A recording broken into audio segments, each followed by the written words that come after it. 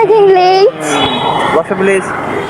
তুমি ক্লাসেও দেরি করে আসো, আবারই আজকে তোমাকে আগেই বলে রাখলাম যে আমরা একটা ভিডিও তৈরি করবো, তুমি আজকেও দেরি করে আসো। নিজের ভালোটা তো নিজেকে বুঝতে হবে। এখানে দেরি করে আসতে প্রবলেম নাই, বাট নেক্সট টাইম থেকে ক্লাসে কিন্তু দেরি করা যাবে না, আমি একটু অ্যালাউ করবো না। সো নিজের ভালোটা নিজের বুঝতে হবে, আমি নিজেরটা পুরো নিজের 16 আনাই বুঝতে হবে, বুঝতে পারছো? Yes, sir. আচ্ছা বলো তো, নিজেরটা নিজের 16 আনা বোঝো, এটা ইংরেজি কি? স্যার জানি না তো, এটা কি হবে? এটা হচ্ছে to grind one's own axe, to grind one's own axe, এর মানে কি নিজেরটা নিজের 16 আনা বোঝা। তার মানে আমি কি বললাম শব্দটা, আই মিন ফ্রেজটা? To grant one's own acts. Right. তো এটা দিয়ে আমরা কিছু কমিউনিকেটিভ স্ট্রাকচার গঠন করতে পারি এখন, তাই না?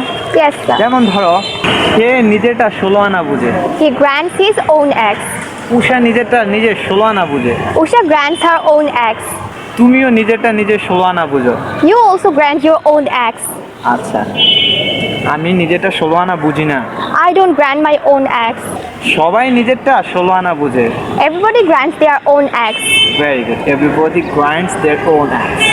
তো আমরা একটা চমৎকার ফ্রেজ আজকে শিখে পেলাম, সেটা হচ্ছে to grant one's own acts, তার মানে হচ্ছে নিজেরটা নিজের 16 আনা বোঝা, রাইট?